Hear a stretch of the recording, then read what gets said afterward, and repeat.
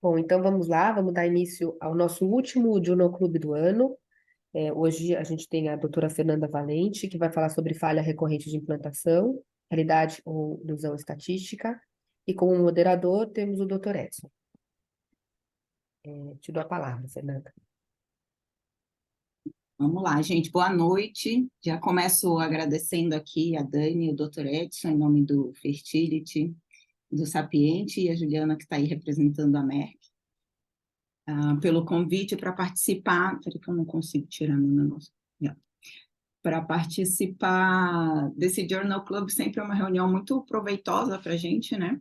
E o tema falha recorrente de implantação, realidade ou ilusão estatística, parece um tanto curioso, e eu acho que é de propósito, né, para chamar um pouco a atenção, para atiçar a curiosidade das pessoas e para chamar a atenção, mas não fomos nós que inventamos esse título, e, na verdade, ele é o título de vamos ver, foi, de um artigo publicado esse ano, um artigo bem recente, foi publicado em julho de 2023. Essa publicação ela é resultado de uma reunião que foi realizada um ano atrás, em julho de 2022, na Suíça, para elaborar um consenso, que ficou conhecido como Workshop de Lugano, para elaborar um consenso sobre o tema que é a falha recorrente de implantação. A maior motivação desse grupo, né, a maior motivação para que esse workshop acontecesse foi que existe uma grande confusão a respeito do tema, a começar pelas diferenças entre as definições. E quando a gente tem várias definições para a mesma coisa, né, para o mesmo tópico, isso acaba aumentando o risco da gente fazer diagnósticos de forma inadequada e propor intervenções que muitas vezes são não só desnecessárias, mas pior ainda, são não recomendadas, né? Bom, e aí se nós refletirmos um pouco sobre a nossa taxa de gestação, o que a gente observa nas nossas pacientes, nós vamos chegar à conclusão de que nós somos ineficientes do ponto de vista reprodutivo. A nossa espécie não é lá muito boa nessa questão, porque quando nós consideramos que embriões euploides são transferidos em úteros que estão aparentemente normais, ou seja, numa avaliação inicial não tiveram nenhuma alteração, ainda assim a nossa taxa de gestação ongoing, de gestação clínica, é em torno de 60% a 65%. E aí fica aquela questão, o que está acontecendo, então, com essa parcela que não está engravidando, com os 30% a 45% das pacientes que teimam em não engravidar. E aí, antes de tudo, vale a gente revisar que para que uma gestação ongoing, uma gestação clínica aconteça, é preciso que a gente tenha ali o útero normal com seu endométrio receptivo, que a gente tenha um embrião de boa qualidade ou um embrião competente, e que entre eles aconteça uma interação que tem que acontecer de forma sincrônica, e essa interação e essa sincronia são extremamente complexas. Então, a implantação, eu acho que ainda é uma fase do tratamento onde a gente da qual a gente tem muito pouca informação e muito pouca intervenção. Não é uma fase que a gente consegue acompanhar, como a gente acompanha, por exemplo, o crescimento folicular ou o desenvolvimento embrionário de forma muito mais controlada. E aí, vários artigos, nos últimos anos, esse artigo, por exemplo, ele é de 2021, vários artigos têm sido propostos para falar sobre isso, sobre a falha recorrente de implantação e sobre a sua real estatística. Será que realmente é um tema relevante? Será que realmente ela tem uma prevalência, uma incidência importante, ou é tudo uma ilusão, né? Uma ilusão estatística? Não passa. Então, para começar, esse artigo ele é bem legal, porque ele fala muito sobre os conceitos, as definições, e até para falar sobre a taxa de implantação, não necessariamente a falha de implantação, mas para a gente falar sobre a implantação, existem definições diversas. E a gente pode usar alguns parâmetros para definir o que é uma implantação de sucesso, desde o beta positivo, ou a presença do saco gestacional ultrassom, ou a atividade cardíaca do embrião. O que mais se usa para definir a taxa de implantação é a presença do saco gestacional a ultrassom. Então, a gente tem como taxa de implantação o número de sacos gestacionais sobre o número de embriões transferidos, mas tem um termo que tem sido usado mais frequentemente nesses trabalhos, que é a taxa de implantação sustentada. E ela se refere ao número de embriões com atividade cardíaca, com batimento cardíaco embrionário, sobre o número de embriões transferidos. E os trabalhos têm dado preferência a utilizar esse termo, a taxa de implantação sustentada, porque ela acaba fazendo uma maior correlação com a taxa de nascidos vivos, que é o resultado final que a gente busca no tratamento.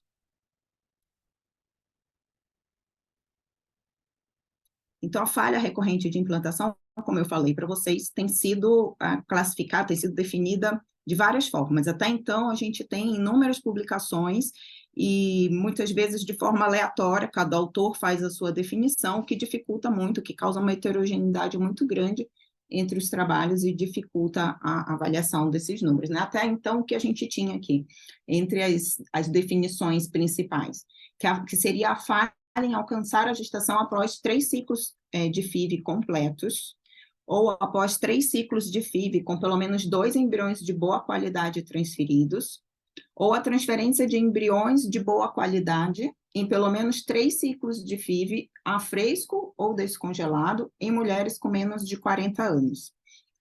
As sociedades, algumas sociedades também se manifestaram, falando as suas definições, e até então aqui, né, isso é em 2021, a Sociedade Europeia de Reprodução Humana tinha definido a falha recorrente de implantação como 3 transferências de embriões de boa qualidade ou 10 ou mais embriões, independente da qualidade, transferidos em múltiplas tentativas. E aí o que eu pergunto, o que é mais importante, quais desses parâmetros são mais importantes para a gente classificar uma falha repetida de implantação? Seria o número de embriões? Seria a qualidade dos embriões? E se for a qualidade, como que ela vai ser avaliada? É pela morfologia, é pela morfocinética, é pelo grau de euploidia desse embrião? Então, existem muitas formas, né, de avaliação e, consequentemente, muita heterogeneidade entre os trabalhos. Ou será que a idade da mulher e, consequentemente, a idade do óvulo seria o parâmetro mais importante? Já que a gente sabe que as aneuploidias são as principais causas de não implantação, e, consequentemente, a idade materna, né, e a idade do óvulo. Seria talvez esse o parâmetro mais importante? E aí, a partir daí, eu entro aqui nesse outro artigo que eu achei bem interessante também, é de 2021. Aliás, o workshop de Lugano, ele faz muita referência a esse trabalho aqui, então seria importante, quem for ler o workshop, talvez passar um pouco antes aqui para ver os resultados desse trabalho. Ele foi publicado em 2021, foi um trabalho feito, um levantamento feito com mais de 4.000 mulheres de 18 a 45 anos. Todas essas mulheres, elas tinham útero normal, que foi avaliado através da esterossono ou através de esteroscopia, além do ultrassom, né? E todas tinham um endométrio maior ou igual a 7 milímetros de espessura. Elas foram submetidas a ciclos de FIV com diagnóstico genético, todos os embriões foram biopsiados e congelados, e depois foi feito um ciclo de descongelamento. Não foram feitos ciclos naturais, tá? Para evitar outros vieses, então foram ciclos preparados com estradiol via oral e progesterona intramuscular, também diferente da nossa prática, né? Nosso dia a dia aqui. Foram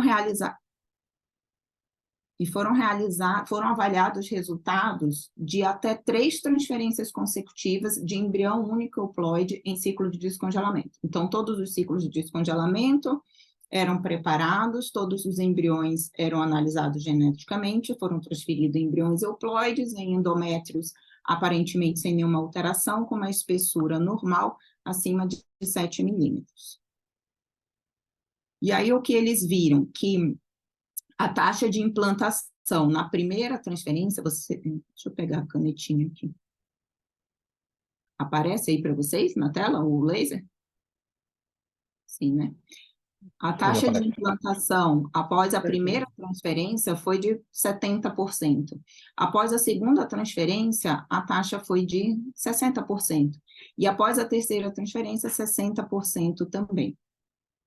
Porém, quando ele avalia a taxa cumulativa final, né, e levando em consideração como taxa, como parâmetro para avaliar a implantação, a atividade cardíaca embrionária, ele percebeu que após 3 transferências consecutivas, a taxa cumulativa seria ali em torno de 95,2%. Então, aquelas pacientes que tiveram a oportunidade, porque não foram todas, nem todas chegaram nesse ponto aí de transferir, fazer as 3 transferências consecutivas, né? A gente teve ali uma taxa de dropout e ele não teve N suficiente para avaliar, por exemplo, uma 4ª transferência para saber se manteria o nível, se seria melhor, se seria pior.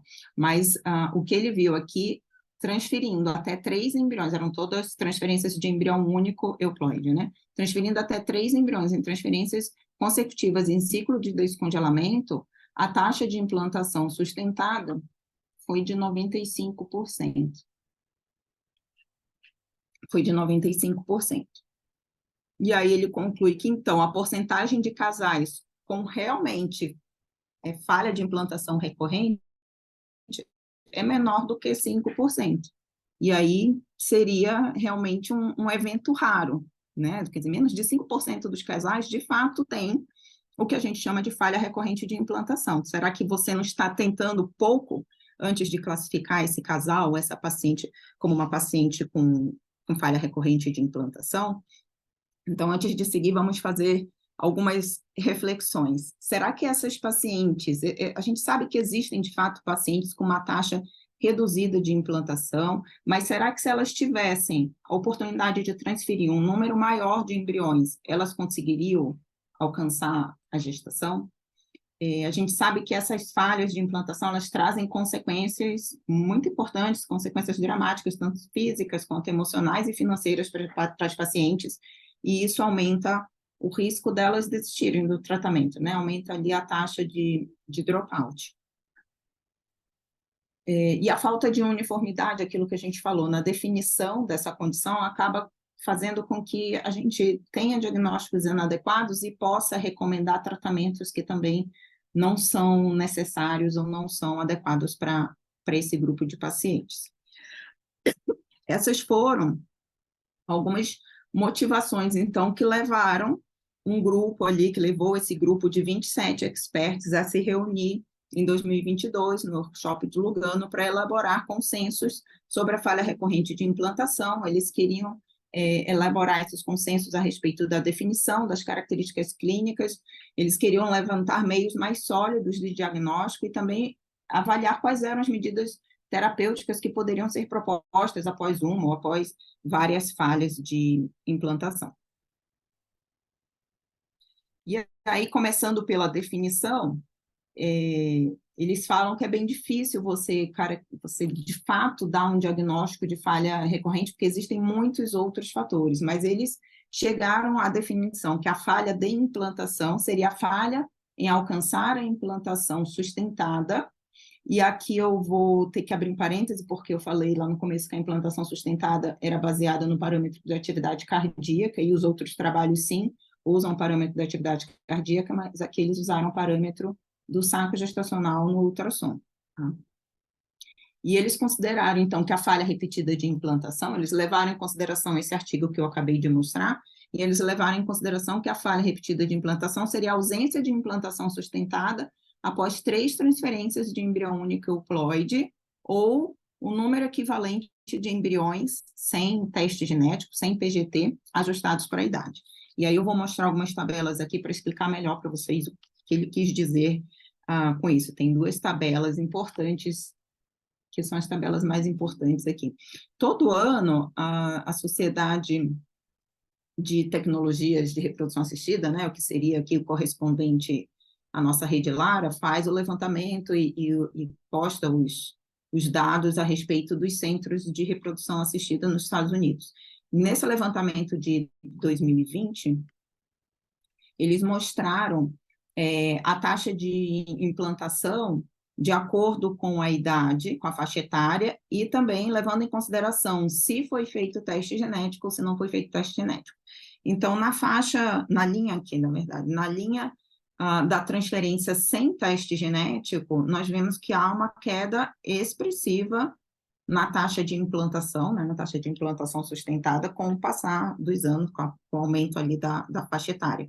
E nos ciclos onde foi feito o diagnóstico genético e, claro, foram transferidos embriões euploides, até houve uma pequena diminuição dessa taxa, mas foi bem menos significativa, né? E por muito aqui, até os 40, pelo menos, ela se manteve praticamente estável. Essa diferença aqui não foi significativa como foi no teste sem PGT.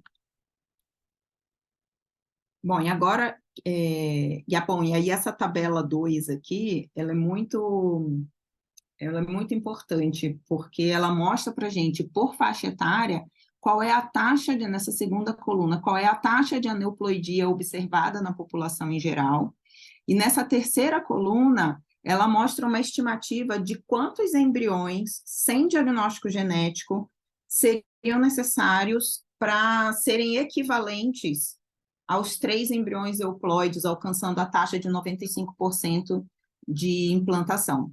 Então, numa paciente com menos de 35 anos, que tem uma taxa de aneuploidia de 20%, ela precisaria de 4 embriões não testados, né, não biopsiados, para que ela pudesse ter uma equivalência com a chance de 95% de taxa de implantação após a transferência de 3 euploides. Mas numa paciente, por exemplo, entre 38 e 40 anos, ela precisaria de 7 embriões. Entre 41 e 42 anos, olha só como sobe a taxa de aneuploidia, já vai para 70%. Então, ela precisaria de pelo menos 13 embriões não biopsiados para conseguir se igualar a essa taxa de 95%. E nas pacientes acima, iguais ou maiores a 43 anos, a taxa de aneuploidia é de 85%, e elas precisariam de 27 embriões não biopsiados para ter uma taxa de implantação de 95%. Lembrando que a gente está falando ainda de taxa de implantação, embora seja taxa de implantação sustentada, a gente não está falando de nascido vivo. Então, depois dessa implantação, ainda tem uma etapa até, de fato, chegar ao objetivo final do tratamento. Mas qual é a paciente de 43 anos que consegue ter 27 embriões? Né? Nunca vi. Se vocês viram, quero saber. Bom, e aí, essa paciente não consegue atingir a implantação, ela tem um resultado negativo ou ela tem um positivo, chega a ver o saco gestacional ultrassom, mas não, a gestação não evolui, e ela vai chegar naquele ponto que ela vai perguntar para você o que deu errado, por que o embrião dela não implantou. Muitas vezes a gente também não vai ter a resposta, porque a princípio a gente disse para ela que a principal causa de não implantação eram as alterações cromossômicas, mas agora ela fez o diagnóstico genético, ela transferiu embriões euploides e ainda assim ela não engravidou. E aí a gente chega naquele ponto de levantar, então, supostas causas que possam estar por trás dessa não implantação. E aí a gente vai ter que fazer uma revisão de tudo que já deve ter sido investigado, porque para a paciente chegar a esse ponto de fazer a fertilização in vitro, é óbvio que a investigação mínima dela ela já precisa ter passado por essa investigação mínima, e ela precisa ter resultados normais para eu dizer que ela está tendo uma falha de implantação, porque se ela tem algum outro fator que precisa ser corrigido, eu já tenho ali um motivo para essa implantação não estar ocorrendo, certo? Então, a gente vai revisar como que foi a qualidade ossária, a qualidade seminal desse caso, e avaliar como foi a corte de ócitos estimuladas, porque a gente sabe que há diferença entre ciclos numa mesma paciente. Ela pode ter uma corte melhor em um ciclo e uma corte pior em outro ciclo. Num ciclo, ela pode ter uma taxa de fertilização e de formação de blastocistos melhor do que no outro. O fato dela ter, por exemplo, embriões, ela testou os embriões de um ciclo e vieram todos aneuploides. Não quer dizer que ela não possa ter embriões euploides no ciclo seguinte. Tá? Ela continua tendo essa chance no ciclo seguinte. Depois a gente tem que levantar os fatores uterinos. Foi feita uma avaliação inicial do útero, uma avaliação inicial adequada? A gente sabe que a avaliação básica é a ultrassom transvaginal. No artigo, eles falam muito sobre esterosonografia como sendo talvez o melhor método para avaliar a cavidade, porque consegue avaliar tuba também. Não é um exame que a gente tenha muita prática aqui no Brasil, a gente não costuma fazer com muita frequência, mas eu acredito que nos Estados Unidos ele é bem realizado, ele é examinador dependente também, então a pessoa precisa ter uma boa técnica. Algumas vezes vai ser necessário fazer esterossalpingografia, principalmente se você suspeita que há uma hidrossalpinge, a gente sabe que a hidrossalpinge comunicante com o útero, ela pode sim diminuir a taxa de implantação. Então, a esteroscopia ela não é recomendada de rotina, porque fazer a esteroscopia diagnóstica de rotina antes da primeira transferência não parece aumentar as taxas de implantação. Depois a gente tem que reavaliar ali fatores endometriais. Então, nos últimos 20 anos aí foram lançados testes de receptividade endometrial para a personalização da janela de implantação, né? Então, era uma avaliação da melhor fase para a transferência embrionária, mas hoje em dia esse teste não tem sido recomendado. Outros testes, testes endometriais, eles têm pesquisado marcadores de endometriose, e embora eles sejam eficazes em, sim, fazer o diagnóstico de endometriose, eles não têm sido recomendados para pacientes com falha de implantação recorrente. Tá? Em relação à espessura, avaliação da espessura endometrial, existem muitas publicações falando sobre a avaliação do endométrio, e parece que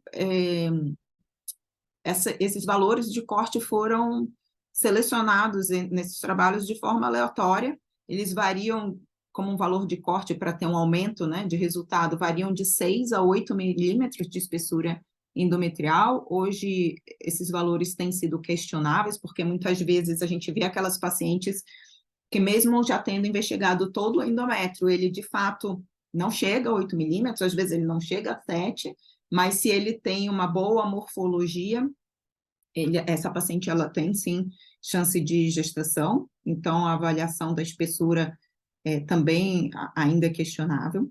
Os testes para avaliação do microbioma endometrial, mais recentemente a gente tem visto muitas publicações a respeito do microbioma uterino. Alguns testes eles propõem a gente fazer a pesquisa do painel, né, da microbiota endometrial, que poderia talvez impactar na taxa de implantação, mas os resultados ainda são inconclusivos. Então, também não há uma indicação precisa para recomendar esse teste em pacientes com falha de implantação. Em relação a fatores inflamatórios, principalmente em pacientes com endometriose e adenomiose, que podem ter uma expressão maior no endométrio de fatores inflamatórios, e inclusive esse endométrio ele pode ter também uma resistência maior à progesterona. A gente sabe, muitos trabalhos têm mostrado, inclusive, que nessas pacientes, talvez elas precisem de um nível sérico de progesterona mais elevado do que o habitual, aumentando ali a taxa delas de sucesso, e talvez elas precisem de um preparo endometrial para transferência diferente para alcançar esse nível maior de progesterona.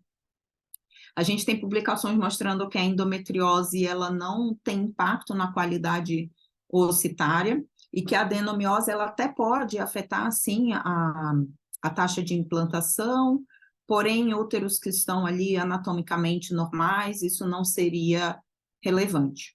Em relação à endometrite crônica, ainda também muito controverso, embora seja um assunto já bastante antigo, faltam testes mais específicos, é difícil fazer o diagnóstico, e o papel, de fato, da endometrite na taxa de implantação ainda não é muito claro.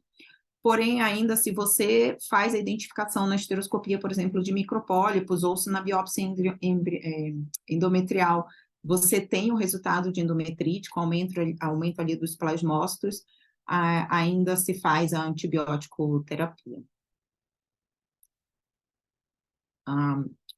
Os efeitos da progesterona também devem ser levados em consideração. Então, a gente tem bastante estudo falando, não é? Mais recentemente também, antigamente a gente nem fazia essas dosagens, hoje muitas clínicas já fazem de rotina, mas falando que a progesterona no dia da transferência, quando ela está acima, perdão, que eu botei abaixo, né? Se ela estiver abaixo de 10 nanogramas por ml, ela tem piores resultados. E nesse documento do workshop, eles colocaram que uma taxa ideal seria em torno de 10 a 20. Eles já até subiram ali um pouquinho o valor que a gente está habituado. E se a paciente não atingir um valor entre 10 a 20 de progesterona sérica no dia da transferência, eles recomendam que sim, seja feita a complementação com outras vias de administração, considerando que a paciente estava usando apenas a progesterona vaginal, deve ser feita a complementação com outras vias de administração. Nos Estados Unidos, na Europa, eles têm a progesterona subcutânea, e aí eles usam uma dose de 25 miligramas dia, além da vaginal.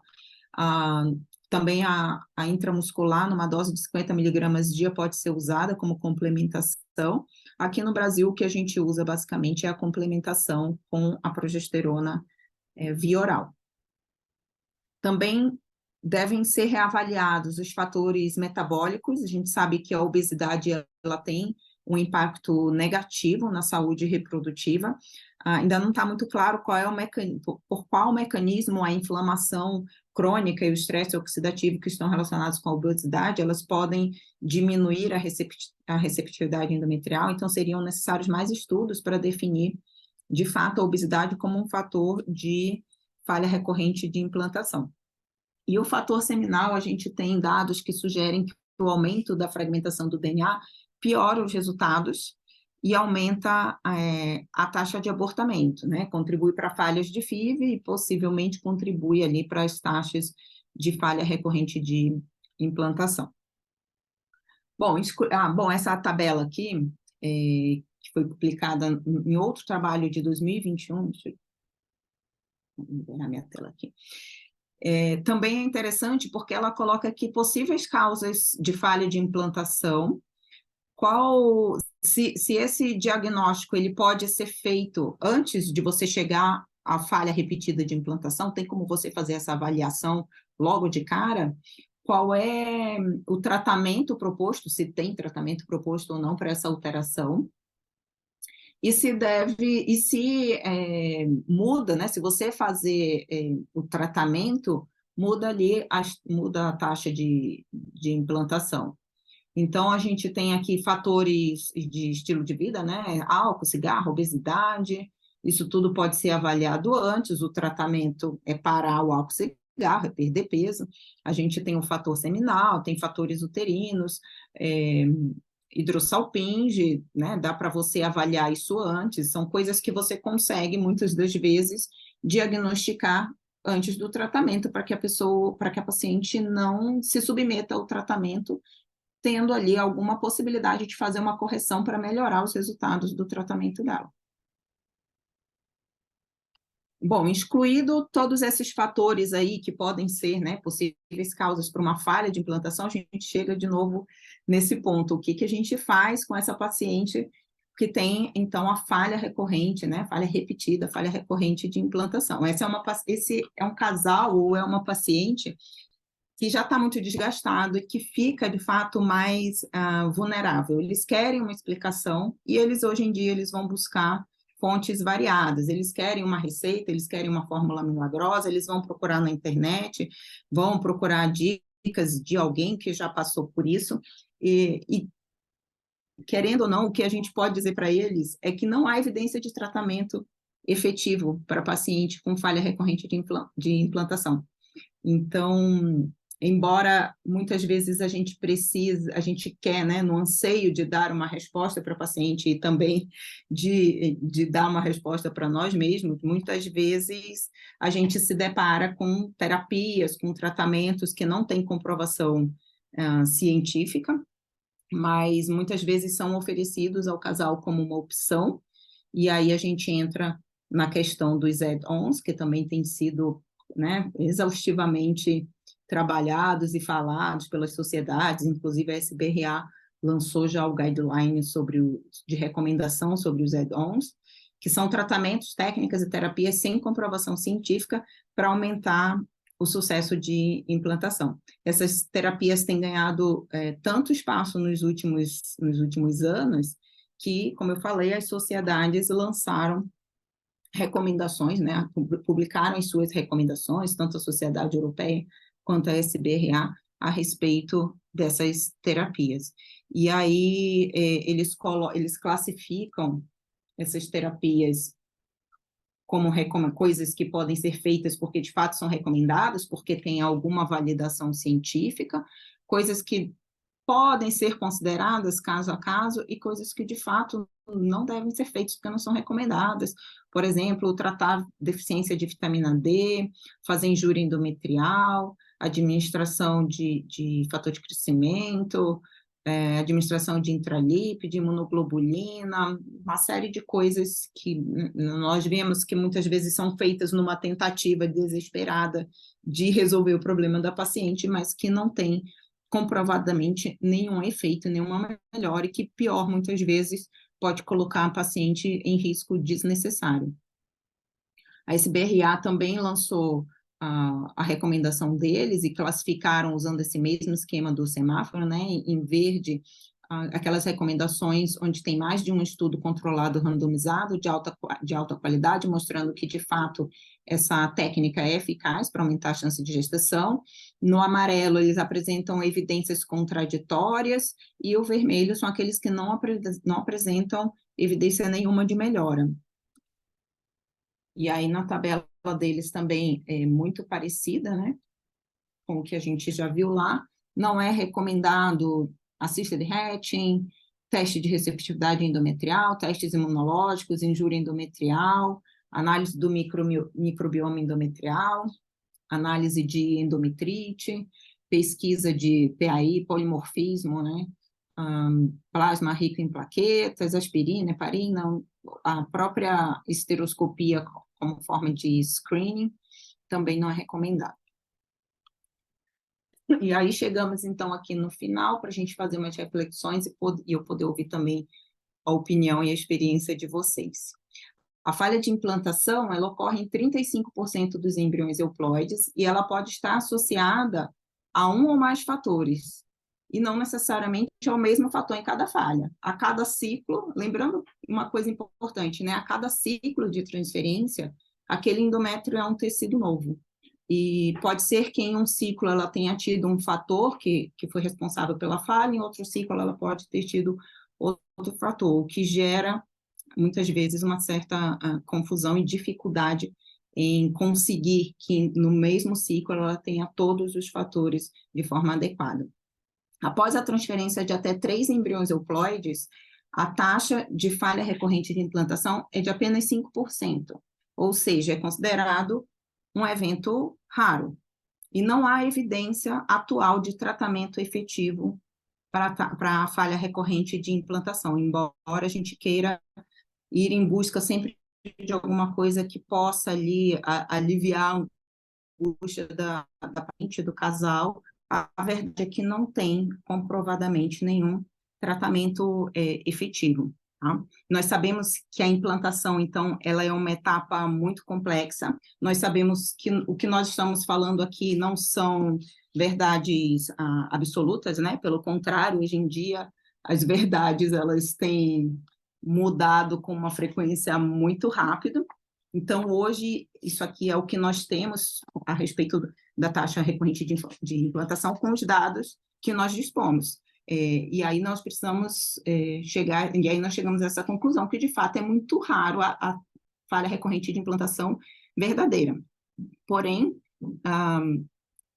é possível que haja fatores que não foram identificados, e eu digo que mais do que possível, é muito provável que haja fatores que nós não identificamos, e se há mais coisas entre o céu e a terra do que sonha a nossa filosofia, eu acredito que há mais coisas também entre o embrião e o endométrio do que sonha a nossa filosofia. E conforme os novos estudos forem sendo feitos, as novas descobertas forem sendo feitas, a gente vai mudando também os nossos conceitos e as nossas recomendações a respeito desse assunto. Obrigada, deixo aí os meus contatos também para quem quiser, e vou interromper aqui o compartilhamento. Obrigada, Fernanda. Excelente apresentação, como sempre. Muito bom Muito bom ouvir você falar. Próxima vez eu trago pipoca. Bom, vamos abrir agora para discussão. Doutor Edson, alguma consideração? Falo sim. Obrigado, Fernanda. Muito bom não só a apresentação técnica, como as reflexões. Eu acho que é o mais importante quando a gente está diante da falha recorrente de implantação. Aí, antes que eu me esqueça, obrigado a Merck pelo apoio, em especial a Juliana, que está aí com a gente, que sempre apoia os nossos eventos. Então, fica aqui meu formal agradecimento. Então, Fernanda, voltando, você colocou muito claro tudo isso, repito, vale uma reflexão, e vou aqui colocar alguns comentários para que pimente um pouquinho essas nossas reflexões. Está publicado também, sempre um grupo que bastante publica isso, é o pessoal da Itália, o Alvig, o Simadomo, e publicaram no Reproduction Update, falando que, apesar da gente ter que considerar os 3 blastocistos, quando a gente está diante de um blastocisto de uma classificação de Gardner menor que BB, sendo ele 4, sendo ele 5, a probabilidade de implantação desse embrião é muito menor. Então, não basta só a gente ter um blastocisto, mas, de repente, a gente tem blastocisto de má qualidade, então essa regra de 3 acaba não valendo muito. Então, a morfologia embrionária está muito associada com a normalidade, com a ploidia desse embrião, e esse número é bastante interessante, porque não fecha muito aquele ponto de falar, transferir 3 blastocistos euploides, teria que dar 95% de implantação. Mas isso é uma verdade, quer dizer, a gente pode tirar dessa conclusão que 95% da responsabilidade da implantação está no embrião. Isso é uma coisa difícil a gente passar para o paciente. O que a gente vê? No Congresso Americano de Fertilidade, esse próprio grupo, que é do Simadomo, que é do Velasco, do pessoal do grupo do IRMA, eles foram um pouco mais além. Eles estudaram a probabilidade de implantação de um blastocisto euploide de uma mulher de bom prognóstico na 4ª e na 5ª transferência. E a taxa continua em torno de 60%. Então, vejam só, então esse 5% talvez seja menor ainda. Até 5 transferências, a taxa continua a mesma. Estão falando cada vez mais a favor de que, se mantiver a continuidade da transferência de um blastocisto euploide de boa qualidade, em algum momento, com uma chance imensa, esse casal, essa mulher, vai engravidar. Voltando no ONS, a imprensa internacional está dando muita importância disso. O próprio The Economist e o Daily Mail, por serem ingleses, e Economist é o jornal de maior circulação na Europa, colocou em manchetes muito importantes dizendo sobre a DONS. Isso é, que são procedimentos em que são oferecidos para o casal, que impõem, na imensa maioria das vezes, custo, tempo e emoção, e que não vão aumentar a taxa de implantação. O Fernando mostrou muito bem os guidelines da Sociedade Europeia, nosso próprio guideline da nossa Sociedade Brasileira de Reprodução Assistida, em que isso é muito oferecido, e não só, e vai mais longe.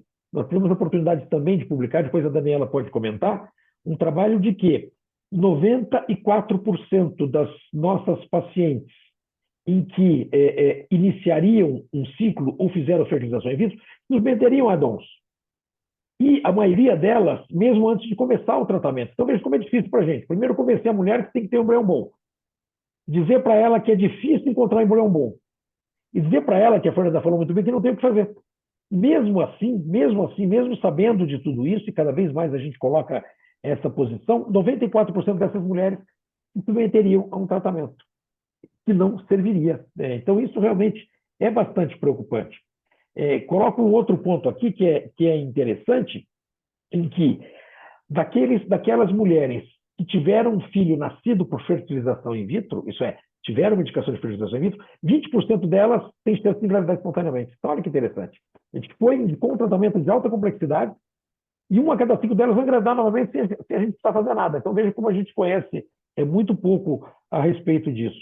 Então, fica aqui realmente o recado da Fernanda, e eu acho que a grande conclusão disso é que, se puder, que esse casal continue insistindo, não necessariamente fazer diagnóstico genético translacional, estabelecer um número maior de embriões que corresponde, esse número é assustador, quando essa mulher tem 37 anos ou mais, mas é essa a história, a nossa reprodução é assim, e eu acho que esse discurso que a gente tem que falar para a nossa paciente.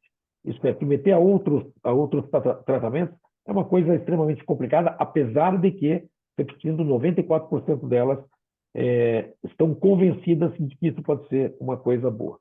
Então, novamente, Fernanda, muito obrigado, e foi ótimo, e eu deixo aberto a discussão. E a Melissa levantou a mão. Vamos lá, Melissa. Tá de mão levantada.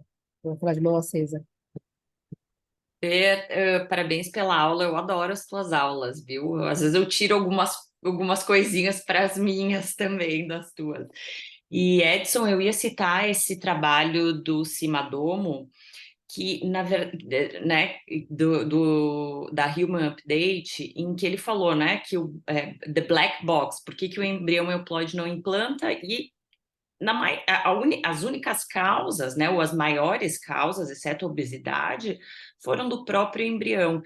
E a gente levou o trabalho agora, né, para o Congresso Brasileiro, né, Dani, mostrando também que o descongelamento desses embriões também é um fator de prognóstico para a implantação ou não. Então, quanto melhor o descongelamento do embrião, ou seja, de novo o embrião, maior a chance de implantação desses embriões, né? Então, eu acredito, minha opinião, que tem coisas que a gente realmente nunca vai descobrir, a gente tem as limitações da medicina, mas que a principal causa de falha de implantação hoje é o próprio embrião. Concordante, sem dúvida nenhuma. Sempre como a gente tem que prestar atenção nisso e tentar convencer as nossas pacientes, né? Quer dizer, a sociedade tenta, a SBRA tenta, de uma maneira com a pouca penetrância que tem, porque somos uma sociedade pequena, falar isso para os casais, mas realmente a ilusão de que se pode fazer alguma coisa um argumento muito forte para o paciente. Ele sempre quer alguma coisa, né, Fernanda? Ele sempre quer, puxa vida, doutora, o que eu vou fazer a mais, né? É muito difícil, né? E hoje em dia ele tem muito acesso à informação de todo tipo, de forma muito rápida, muito fácil. E ele já vem com a proposta, ele já vem com o plano de tratamento que ele quer fazer, que ele ouviu, e você gasta um tempão falando que aquilo não serve, não vai aumentar a taxa de implantação, mas você vê antes, pelo dado que você colocou aqui antes mesmo, delas começarem um tratamento, elas já estão elas já querem passar por algum tratamento que não tem comprovação, né, por alguma terapia adicional. Então, é difícil convencê-las de que não. Eu acho que a gente vai educando aos poucos a paciente, mas tentando chegar ali a um meio termo, né? E uma coisa que eu queria comentar, uma coisa que você falou sobre a importância da morfologia também. Então, às vezes, a gente tem embriões euploides com a morfologia muito ruim, e eu acredito que, de fato, esses embriões têm uma pior taxa de implantação, sim. Então, não só o grau de euploidia, mas a morfologia e talvez a morfocinética também, né, que a gente consegue avaliar cada vez melhor, em conjunto com a taxa de euploidia, seja um parâmetro mais adequado. Em relação, Fernanda, um pouco ao que você e o doutor Edson falaram da paciente querer sempre buscar alternativas, ainda que não comprovadas pela ciência, eu acho que, depois a Rose pode até comentar em relação a isso, é muito duro, eu imagino que seja muito duro para a paciente entender que game over. A gente fez um trabalho, né, doutor Edson, há um tempo, e que a gente perguntou para um grupo de 400 pacientes que estavam em ciclos de reprodução assistida, qual era a chance que ela acreditava, o quanto ela acreditava na sua gestação. E 98% responderam que 100%. Então, 98% das pacientes... Você está me falando que a chance de eu engravidar, sei lá, com a minha idade, é de 30%, mas eu estou te contando, eu vou engravidar. Então, acho que é muito difícil para elas entenderem que, filha, daqui para frente não há mais nada que a gente possa fazer. Não dá, Dani. Você fala, olha, a taxa de implantação é, sei lá, 35%, a taxa de gestação. Ela entende 100%. Ela só começa a se conscientizar depois do primeiro negativo. Ela só começa a se conscientizar quando vem o primeiro negativo, e aí ela fala, nossa, doutora, mas o que aconteceu? Como se você não tivesse dito nada a respeito disso. Nessa nossa pesquisa, fala... vinha um textinho, né? Sabendo-se que, nananã, para a idade tal, a chance de implantação é tal, para a idade tal, tal, tal, tal. Como você acredita no sucesso do seu tratamento? E todo mundo acredita em 100%. Bom, né? porque não sei a opinião da Rose, mas também é ruim quando a pessoa inicia o tratamento de forma É, muito pessimista, né? Não vai dar certo. Então, é preciso achar um ponto de equilíbrio. Ela tem que acreditar no tratamento e dela, né? aquelas É que não tinham importante. fé, e aí Exato. Se ela nem tem fé, se nem ela esse própria tem trabalho, fé no tratamento dela, é melhor nem esse fazer. trabalho, ele perguntava se qual era a religião, se ela tinha contato com algum líder de religião, enfim, era um trabalho que aprofundava na espiritualidade da paciente. E aí, por incrível que pareça, não tão incrível, né? Eu acho bem óbvio, mas talvez vocês não achem tanto. As pacientes que tinham mais contato com o lado espiritual, elas tiveram maior implantação. É, Comprovado teve uma, cientificamente. teve uma pergunta do Fábio Rodrigues, quer dizer, qual seria o limite da morfologia? É isso mesmo, Fábio. 3BB seria esse limite por esse trabalho do Human Reproduction Update, quer dizer, se for de uma classificação BB para baixo, talvez até 4 eu colocaria, porque 3 ele não está expandindo ainda, mas uma relação direta entre quanto melhor a morfologia, maior a chance. Eu vi que a Rose colocou um comentário. Você não quer falar, Rose, ao invés de colocar no chat? Fala para gente. Eu acho que a Rosa não tem microfone, mas ela estava A sem Rose, microfone aí uma vez. Só estou podendo escrever. perfeito. A Rose colocou aqui que realmente um outro trabalho em que a gente fez uma pesquisa com 700 casais, falaram que mostrou que a expectativa de gestação era de 100% na tentativa atual. Quer dizer, é muito, é muito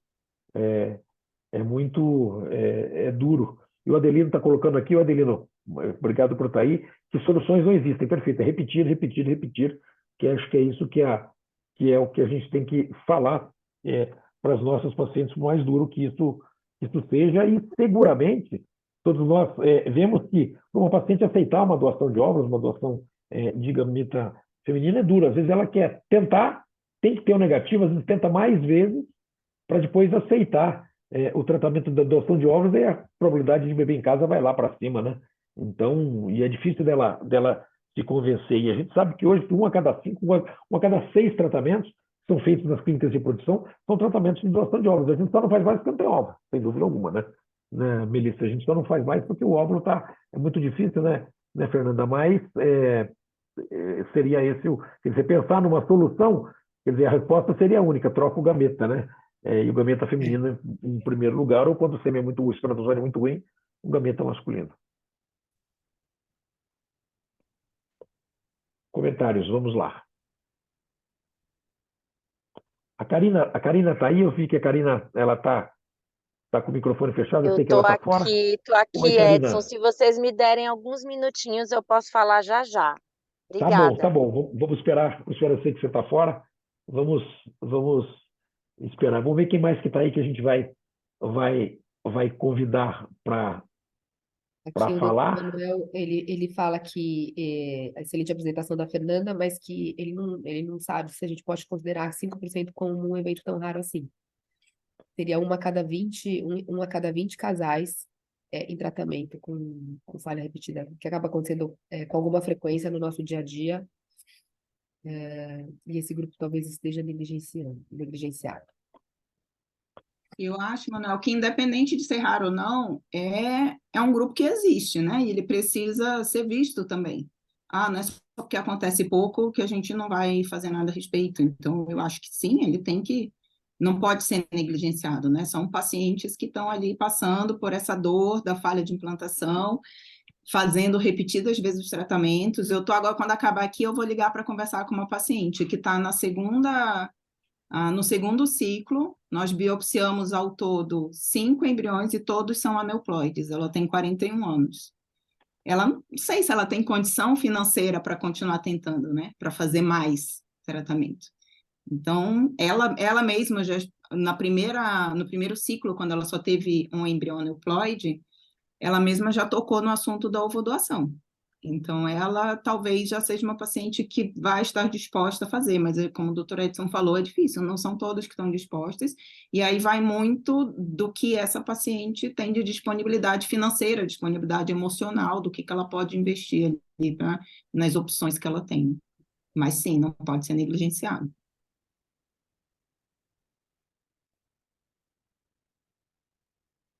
Karina, já pode falar? Oi, pessoal, boa noite.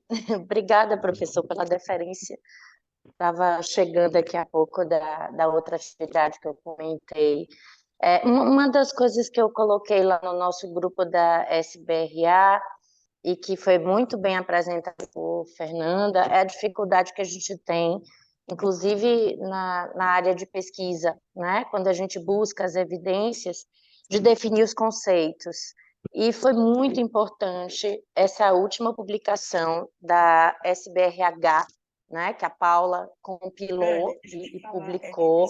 Eu vou ver se eu consigo esse documento e posto lá no grupo, e aí a gente socializa mais, porque partindo de uma premissa conceitual, e a Fernanda trouxe bem documentado hoje também, fica mais fácil a gente explorar os dados científicos, né? Eu acho que, eu não sei se o Marcelo está aí, eu não sei se o Manuel também conseguiu entrar, o grupo do professor Barini vem há muitos anos perseguindo esse desafio, né? E recentemente nós nos aproximamos porque essa inquietude de todos nós, né? Quem tem assim muitos anos de estrada como a gente começa a se questionar: meu Deus, será que eu estou fazendo a menos? Será que a gente não pode oferecer algo mais? E no dilema ético de oferecer o que não tem evidência, a gente precisa ir atrás das evidências. Então, eu tenho provocado muito o pessoal, Manuel sabe disso, não sei se ele está aí me ouvindo, para explorar os dados desses grupos que vêm buscando as alternativas terapêuticas, e são inúmeras pacientes, e começar a entender e explorar melhor esses dados, para ver se a gente tem algo que se coloque enquanto evidência, que a gente possa avançar um pouco mais na questão científica nas pesquisas. Tá ótimo. Sem dúvida, Karina, acho que o importante é realmente que esses grupos são super importantes. Vai ter agora, dia 16, a Rede Lara vai apresentar um evento de imunologia na reprodução, mas que a gente fique bastante atento também em Exato. que é difícil da gente oferecer uma coisa sem evidência científica. Quer dizer, esse balanço é uma coisa muito difícil, né? Então, a gente tentar perseguir um caminho, as verdades as verdades elas são transitórias. Por isso que a própria SBRA, agora que saiu ontem, hoje, no PubMed, a gente estava esperando essa publicação desse consenso, de criar um grupo de interesse para que a cada ano a gente faça uma revisão desse semáforo, né? E que isso pode realmente mudar. Então, as verdades elas vão aparecer, seguramente elas vão mudar. Acho que isso que é importante. E o compromisso da gente ter que a gente ter de oferecer para essas pacientes dessa forma.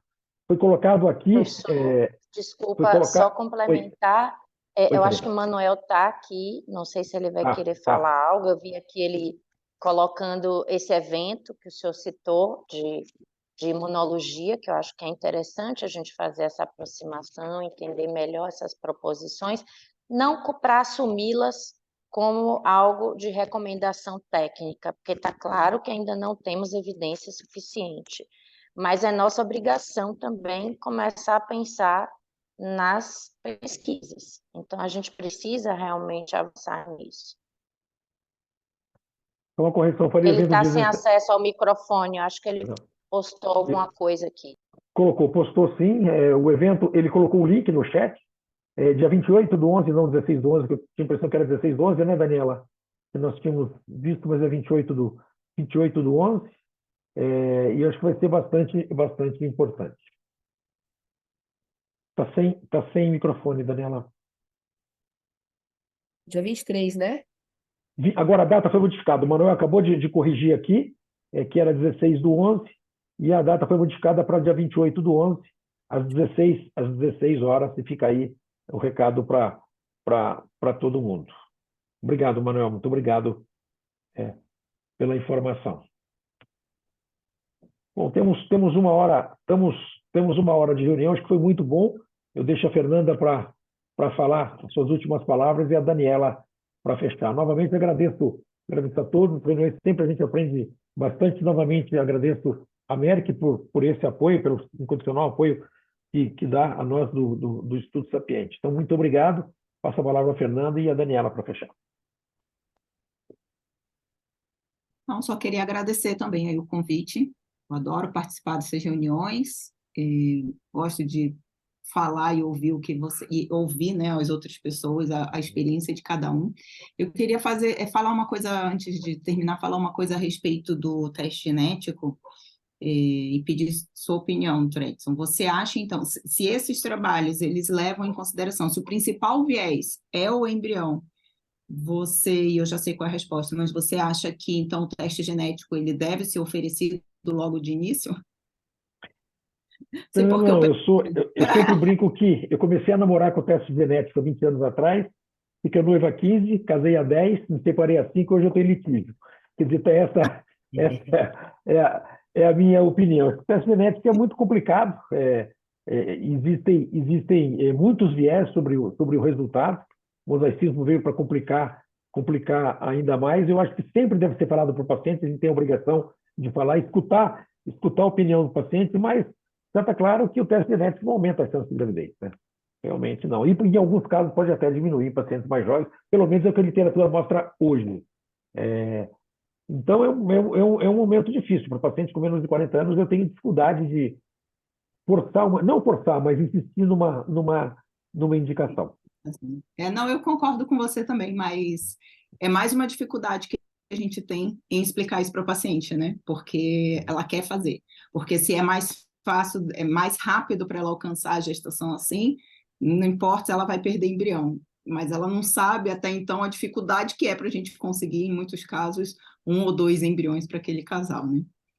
Mas é isso, então, gente. Obrigada aí pelo convite. Eu espero que todo mundo tenha aproveitado. Até uma próxima. Obrigada, Fernanda, mais uma vez pela excelente apresentação. Obrigada, doutor Edson. Obrigada, Merck. Obrigada, Juliana. Obrigada, Luciana. Estão sempre apoiando tanto a gente aí nos nossos eventos científicos. Dia 23, vou fazendo propaganda. Dia 23/11, a gente tem o nosso highlight do Congresso Americano. Mais para frente vocês vão receber os convites. E é isso, pessoal. Mais uma vez, muito obrigada aí pela participação. Obrigado a todos.